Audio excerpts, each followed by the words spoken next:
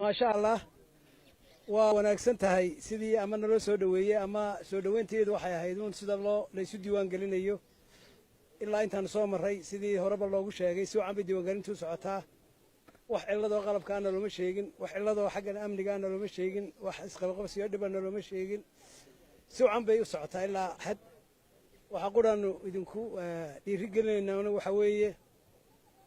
diiwaan gelintu waxa weeyaan wixii aad ku dooranaysid dadka ku xukumaya iyo ka qaadashadu go'do waa cabataan kii aan wataa caynkana kana sidana waxa weeyaan haddana kaararka maanta qaadan ninka jeceshiina isleedin horumar buu idin keenaya ma dooran kartaan madaxweynayaal baa dooranaysaan baarlamaan baa dooranaysaan local baa dooranaysaan siday u soo baxaan dadka fiican ee doonaysaan inaad soo saartaan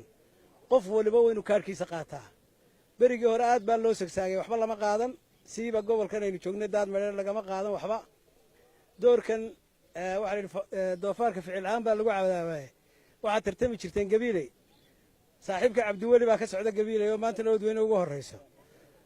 halkii boosay isgaarsiintana uu idin soo eegaya wuxuu ka qabtaba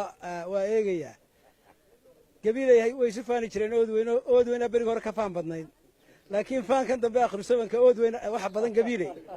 tiradana ayaga badan waana ka muuqataa 40,000 baa la leeyahay diiwaan gelinta cusub way soo saartay gabiilay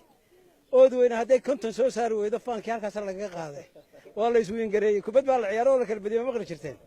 tanna waa la kala badinayaa dadkii soo saara ama xad ka keena ama cir ka keena ama dhul ka keena 50,000 oo cod baan idinka aqaan hadda reer daad meertiin magaalo madaxdana waa tan leey waa laga guuray dadkeedii soo rara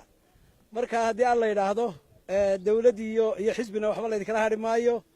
وانا دداريسان انكم دداركم idin la wadeena wassalaamu calaykum waraxmatullaahi wabarakaatuh